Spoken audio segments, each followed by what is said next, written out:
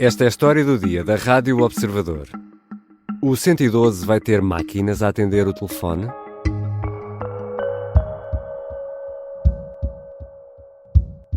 Por isso é que convém, nesta matéria, no mais rápido período de tempo possível, encontrar soluções, neste como noutros casos, que permitam ultrapassar os obstáculos que existem. Sr. Presidente, a situação deveria ter sido prevenida de alguma forma para que não existissem mortes por falta de socorro? Sabe que o problema é o seguinte, eu não vou agora pronunciar-me sobre casos concretos. É evidente, neste congresso é sobre a administração pública, no fundo teve-se a noção que mais vale prevenir do que remediar. Marcelo Rebelo de Sousa pede urgência na resolução dos problemas com a emergência, a linha de emergência 112. Nos últimos dias, temos tido notícia de pessoas que ficaram mais de 1 hora à espera de serem atendidas ao ligar para o 112.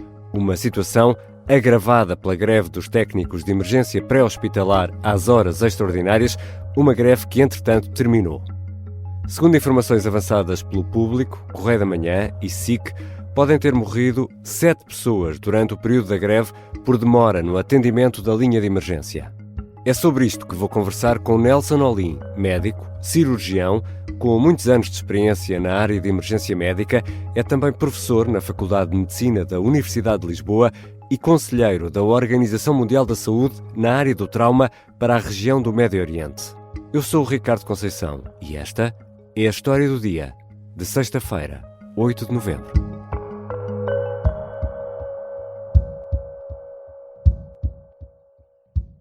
Bem-vindo, Dr. Nelson Olim. Muito obrigado, Ricardo. Doutor, quando pegamos no telefone e ligamos para o 112, temos sempre a expectativa de sermos atendidos de imediato e daí a segundos ver chegar a polícia, o INEM ou os bombeiros.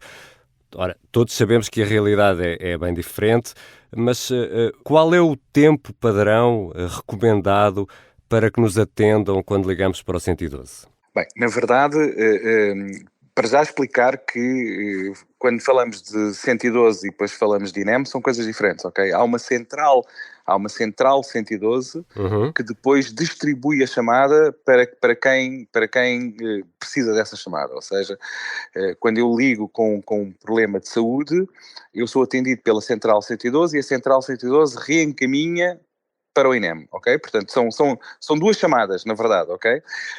Portanto, não é direto o 112, porque o 112 pode ser uma questão de polícia, pode ser um incêndio, pode ser uma questão de saúde, pode ser várias coisas. Portanto, primeiro temos aqui uma primeira central 112. Exato. Esta primeira central 112, em teoria, as boas práticas dizem que a chamada deveria ser atendida em cerca de 6 segundos. 6 segundos. Certo, mas estamos a falar, assim, razoavelmente, alguns até aos 15 segundos é o razoável para esta primeira etapa, ok? Portanto, o 112, propriamente dito. E em média, qual é o tempo de espera em Portugal? Tem ideia? Bem, os tempos variam bastante, mas em Portugal a chamada 112, se eu não me engano, deve andar por volta deve estar abaixo dos 15 segundos, sim. Mas para sermos atendidos pela tal central que depois nos vai distribuir, é isso? Que depois nos vai distribuir, exatamente. Então, esta é a primeira central. O certo? problema está depois na distribuição ou naquele primeiro... Não, vamos lá ver. Esta primeira central, na verdade, não ocupa muito a linha telefónica. Ou seja, se eu ligo para o 112 e digo o meu pai está a ter um ataque de coração, ou tenho aqui uma pessoa caída ao meu lado, eles imediatamente com esta informação passam a chamada para o INEM e ficam disponíveis para receber outra chamada, não é? Ao contrário, esta chamada, quando cai no INEM, há ali, depois de ser atendida, há todo um período de perguntas que se tem que fazer para tentar perceber exatamente o que é que se passa, para que possamos, na verdade, decidir qual é o meio necessário para ser enviado, não é? Porque é completamente diferente se eu caí de umas escadas e tenho o tornozelo magoado e não consigo andar e preciso, ou se eu estou a ter um ataque cardíaco ou alguém que está inconsciente, não é? Portanto... E quem é que faz essa despestagem? No fundo, Quem é a pessoa que nos atende? Que formação tem? Quem são estas pessoas? No INEM temos enfermeiros e temos técnicos de emergência médica que atendem esta chamada e que têm à sua frente um algoritmo. Ou seja, há um conjunto de perguntas que tem que ser feito e as pessoas, muitas vezes, porque obviamente quando ligamos, a pessoa quando liga está aflita, quer é que mandem uma ambulância. Exato. Muitas vezes estamos habituados àquela história dos filmes nos Estados Unidos, não é? Mandem uma ambulância, pronto, e é só pedir uma ambulância e ela vem. Mas as ambulâncias não nascem nas árvores, não é? Quer dizer, e na verdade é preciso fazer gestão dos meios que estão disponíveis para que cheguem para toda a gente, e isto quer dizer que dos diferentes meios que eu tenho disponível, que eu posso ter tenho, por exemplo, uma mota de emergência, ou tenho uma viatura médica de emergência, ou tenho uma ambulância, ou tenho uma ambulância de suporte imediato de vida, ou tenho um helicóptero. Portanto, eu tenho vários meios, eu tenho que perceber o que é que vou enviar. Para isto, a pessoa que atende tem um protocolo e, portanto, eles basicamente abrem o protocolo e vão fazendo uma série de perguntas. E conforme essas perguntas, o protocolo, no final, sugere praticamente qual é o meio que deve ser enviado. Estes operadores de central, não é? E, portanto, o INEM tem várias centrais CODU, no norte, no centro, no sul. Estes operadores de central são supervisionados sempre por um médico que está no local, que obviamente, às vezes, se estão 50 chamadas a ser atendida, ele não está a supervisionar todas as chamadas, mas sempre que um dos operadores faz sinal a dizer, atenção, eu tenho aqui uma questão que é tenho preciso... uma dúvida, algo para... Basta levantar a mão e o médico imediatamente passa a estar a ouvir a chamada também, no sentido, se for preciso, fazer um aconselhamento adicional. Sim. Nós agora tivemos aqui um período de greve às horas extraordinárias, que no fundo veio agravar um problema. E o problema é que, e queria que me confirmasse isto ou não, do conhecimento que tem de muitos anos a lidar com a emergência médica, não há pessoas suficientes para atender as chamadas, é isso? Não, pois essa é a grande questão, de facto, é que nós, na verdade, pronto, nós vivemos em Portugal, não somos propriamente um país com muitos recursos, nós temos que gerir os meios, mas também é verdade que, do ponto de vista da ativação destes meios, não é, as pessoas que estão a atender nestes centros, no fundo, que é um call center, de certa forma, não é? Estas centrais de orientação de doentes, são humanos, não é? São pessoas que têm um telefone à frente e que, quando toca o telefone, atendem. Obviamente que, mesmo que o centro tenha, sei lá, 30, 40, 50 operacionais a receber chamadas, se caírem 100 chamadas ao mesmo tempo, não é? Só se conseguem atender 50. E, portanto, as outras 50 têm que esperar que as perguntas que estão a ser feitas a uma determinada pessoa para ativar um determinado meio, para que esse protocolo termine.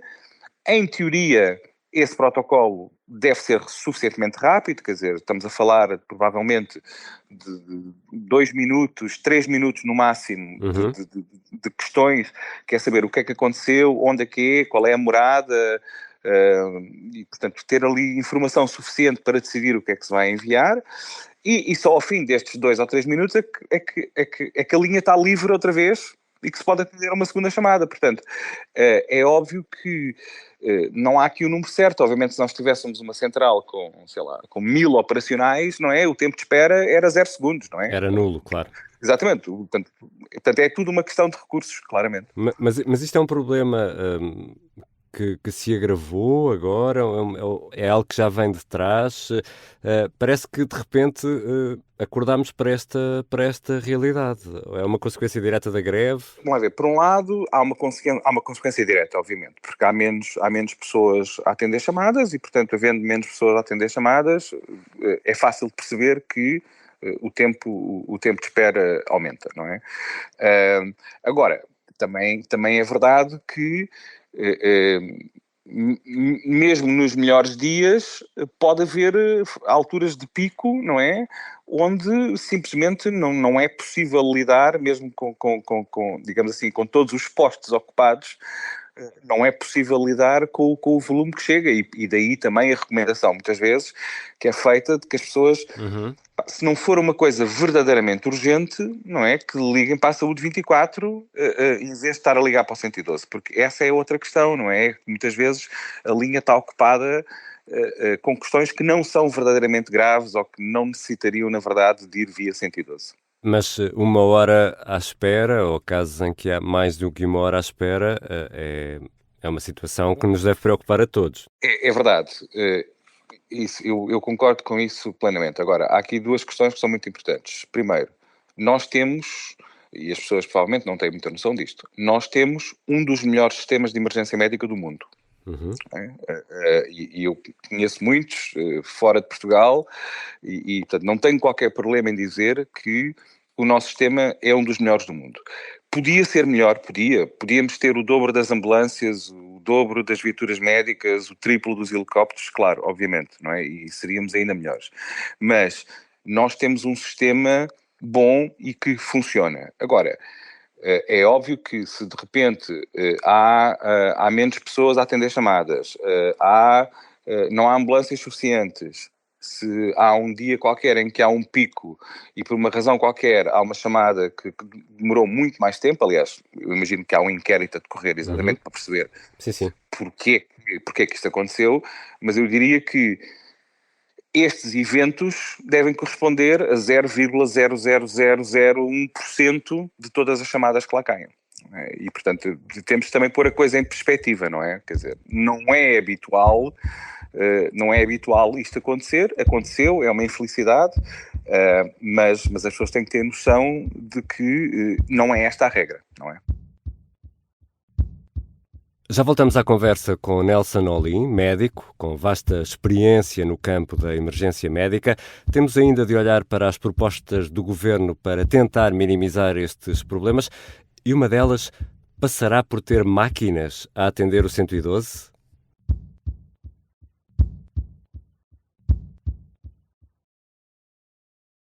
Estamos de regresso à conversa com o médico Nelson Olim. Dr. Nelson Olim, o senhor é médico, com uma vasta experiência no campo da emergência. Este problema, ou estes problemas, nomeadamente no que toca ao atendimento das chamadas para o 112, já explicou, não podemos ter 1000 pessoas no call center e às vezes há picos, mas como é que tornamos este sistema, que, segundo explicava, é um dos melhores do mundo, realmente no melhor do mundo? Em sua opinião, o que é que falta fazer? O que é que era preciso fazer? Falta essencialmente falta investimento, não é? Porque, como é óbvio, a qualidade tem um preço e as pessoas muitas vezes tendem a esquecer-se disso, não é? As ambulâncias têm um custo, os profissionais que trabalham nas ambulâncias têm um custo, os helicópteros têm outro custo e, portanto, isto obviamente tudo tem custos. Os profissionais que estão no próprio Centro de Orientação de Doentes Urgentes também têm um custo. Portanto, obviamente, queremos um sistema melhor, temos que investir mais. Ponto. Não se fazem omeletes sem ovos e esta é a realidade. Uma das hipóteses previstas pelo Governo, e aqui queria que nos ajudasse a entender melhor esta parte, é a implementar um atendimento automático. Ou seja, quando o tempo de espera seja superior a 3 minutos, vamos ter uma máquina do tipo prima 1, prima 2 a atender um caso de emergência? É isto que está na cabeça do Governo? Bem, eu espero que não seja essa a opção, porque temos que atender, de facto, a todo o contexto e a toda a psicologia que está envolvida quando uma pessoa está a ligar para um serviço de urgência. Desesperada muitas vezes, não é? A ideia do para infarto prima 1, para AVC prima 2, isto é algo que claramente não vai correr bem. Agora, há alternativas, há outras formas de fazer isto. Uma das formas de fazer isso é, provavelmente, neste tipo de situações, ter uma ou duas pessoas, um ou dois dos operadores que são removidos, digamos assim, do grupo que está a atender chamadas e que a única coisa que farão, isso sim, é estas chamadas que estão à espera há mais tempo, uma pergunta muito rápida, no sentido de tentar perceber o que é que aconteceu. Quase uma pré-triagem. E, no fundo, fazer uma pré-triagem para que se possa prioritizar, ou seja, não é para dar resposta imediata no sentido de, ok, vou enviar uma ambulância, mas é uma questão de perceber, ok, é alguém que está inconsciente, ok, eu vou já prioritizar esta chamada, assim que um dos operadores ficar livre, ele vai apanhar. Portanto, no fundo, é ter um ou dois operadores, ou eventualmente mais, dependendo da forma como a coisa pode ser gerida, que são retirados desta pool que está no fundo a gerir o grande grupo de chamadas, e que a única coisa que vão fazer é triagens e prioritizações daquilo que vem a seguir. Porque até podemos ter uma máquina a fazer isso, não é? Mas neste contexto específico, quem liga, por regra, pode estar num estado de ansiedade tal que será muito complicado lidar com uma máquina, não é? Há aqui o Não, por isso é que eu acho que claramente não é. Vamos ver, a emergência.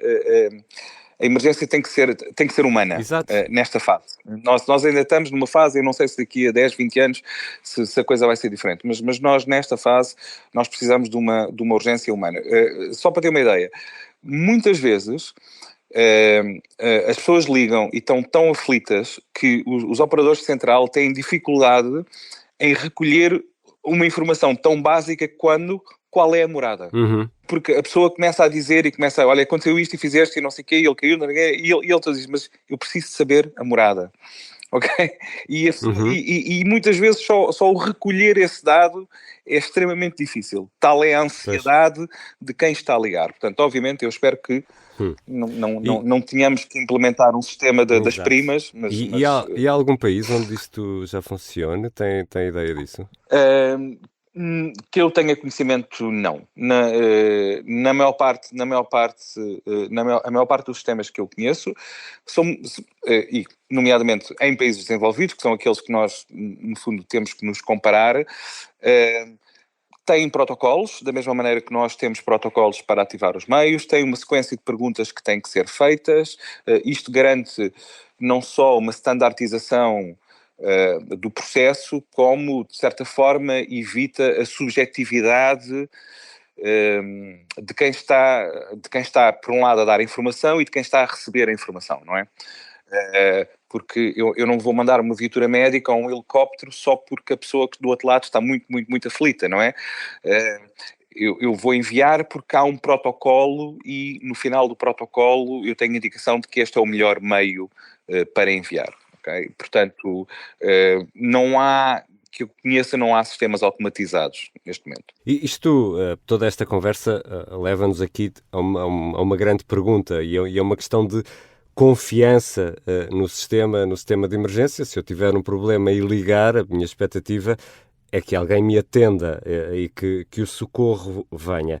Quando temos este número que temos agora na cabeça, com as notícias recentes, de 7 mortos por eventual, e eu sublinho aqui o eventual, todos estes casos têm que ser, obviamente, investigados e estão a ser alvo de inquérito, eventual demora no atendimento da chamada e consequente atraso no socorro, até que ponto é que isto abala a confiança que podemos ter no 112 e no sistema de emergência? Não, isto não pode de forma alguma abanar a confiança e eu vou dar um exemplo, muito concreto, porque muitas vezes as pessoas não têm esta noção. Exatamente. E eu lembro-me da minha experiência, da minha experiência de INEM, porque também estive nesse lugar muitas vezes. Vamos imaginar que nós estamos a jantar num restaurante e a pessoa que está à minha frente de repente coloca a mão no peito e cai para o lado. Okay? Provavelmente foi um infarto. Eu imediatamente vou pegar no telefone, vai-me passar para a Central 112, da Central 112 vai passar para o INEM. Vamos imaginar que isto é uma chamada que, apesar de tudo, é respondida logo naqueles primeiros 30 segundos, ok? Portanto, vamos imaginar que eu, ao fim de 30 segundos daquela pessoa que caiu no chão, eu, neste momento, já estou a ser atendido por um técnico que está no CODU. Que me vai perguntar, ok, o que é que aconteceu? E eu vou dizer, olha, estava aqui, não sei o quê, pôs a mão no peito, caiu para o lado, muito bem. E ele vai dizer, muito bem, ele está a respirar, não está a respirar. Há aqui questões que eu preciso saber, ok? Preciso saber se ele está a respirar, se não está a respirar, portanto, Claro. não sei se está a respirar, não sei se não está. Muito bem. Qual é a morada? Ok. A morada X no sítio tal, não sei o quê. Muito bem. Bem, entretanto já passaram, ok? Vamos assumir, desde o evento passaram 2 minutos. Ok? Uhum. E, neste momento, o técnico de emergência médica ou o enfermeiro que está no CODU diz assim, ok, vamos ativar a viatura médica do hospital aí mais próximo que está e a ambulância também do sítio mais próximo que está, ok? Vamos assumir, assim, um cenário fantástico que temos uma ambulância a menos de 5 minutos de distância, ok? E temos uma viatura médica também a menos de 5 minutos de distância, ok? Uhum. Portanto, vamos ativar... já tinham passado os 2 minutos, mais 1 minuto de ativação, 3 minutos, mais 5 minutos para chegar ao local, ok? 8 minutos. Uhum. O cérebro aguenta 3 minutos sem oxigênio, ok? Pois. Portanto, se nada for feito imediatamente no local, ok? Nomeadamente, estou a falar neste tipo de situações, onde paragem cardíaca, por exemplo, ok? Uhum. Não é o INEM que vai salvar a pessoa, Uhum. ok? Porque mesmo num cenário fantástico, excepcional, em que estamos a 2 minutos de distância ou a 3 minutos de distância, não é? Entre todo este processo para fazer chegar lá o meio, leva mais tempo do que aquilo que uma paragem cardíaca aguenta. E isto, portanto, é importante perceber, e é por isto, por exemplo, que se lançou o Programa Nacional de Desfibrilação Automática, por exemplo. Uhum. Isso aqui há desfibriladores em vários sítios, é por isso que se tenta ensinar nas escolas reanimação cardiopulmonar, é por isso que se tenta cada vez mais ter pessoas formadas e que saibam reanimar, pelo menos fazer o suporte básico. Haver uma educação para o socorrismo, quase, não é? Exatamente, porque de resto, quer dizer, os meios não fazem milagres, não é? E, portanto, se a pessoa tiver de facto em paragem cardíaca, e mesmo que eu chegue lá ao fim de 5, 6, 7 minutos, a minha janela eram 3. Pois. A minha janela eram 3. Portanto, quando... E isto para dizer o quê? Para dizer que quando olhamos agora para estes 5 ou 6 ou 7 casos, que eu na verdade não sei quais são, porque não vi as notícias nos últimos dias, Uhum. mas eu imagino que provavelmente a maioria destes casos são tão graves, que independentemente, mesmo que aquilo chegasse lá em 5, 6, 7 minutos, não haveria nada a fazer, ok? Portanto, Pois. vamos ter consciência também de que eu soube de um caso de uma senhora com 90 e poucos anos que entrou em paragem. Ok, vamos ser realistas, não é? Uhum. Se calhar, mesmo que a ambulância estivesse lá ao lado, provavelmente não havia nada a fazer. E, portanto, temos que ter esta consciência também de que há limites para a atuação dos meios de emergência médica, não é? Mas, em sua opinião, apesar dos casos, devemos e podemos continuar a confiar no sistema? Não, temos, porque, como eu lhe digo, nós temos um sistema fantástico e aliás, nós só percebemos que temos um sistema fantástico às vezes quando saímos de Portugal e damos por nós em contextos onde nem sequer um número nacional de emergência existe, por exemplo, não é? Pois. E onde eu tenho que ligar para uma ambulância privada para vir, onde, quer dizer, nós temos um bom sistema, obviamente, assim, mas ele pode ser melhor, claro, falta investimento, falta meios, não é? Nós precisávamos ter mais helicópteros que eles têm, precisávamos ter mais viaturas médicas, precisávamos ter mais ambulâncias, precisávamos ter mais gente a atender chamadas, mas isso custa dinheiro e, portanto, a menos que haja uma dotação financeira para o INEM que permita fazer isso, caso contrário será muito difícil. Não é? Muito obrigado, Dr. Nelson Olim. Obrigado, eu. Nelson Olim é médico, cirurgião e tem muitos anos de experiência na área de emergência médica. É também professor na Faculdade de Medicina da Universidade de Lisboa e ainda conselheiro da Organização Mundial da Saúde na área do trauma para a região do Médio Oriente. Esta foi a História do Dia. A sonoplastia é da Mariana Sousa Aguiar, a música do genérico do João Ribeiro. Eu sou o Ricardo Conceição. Bom fim de semana.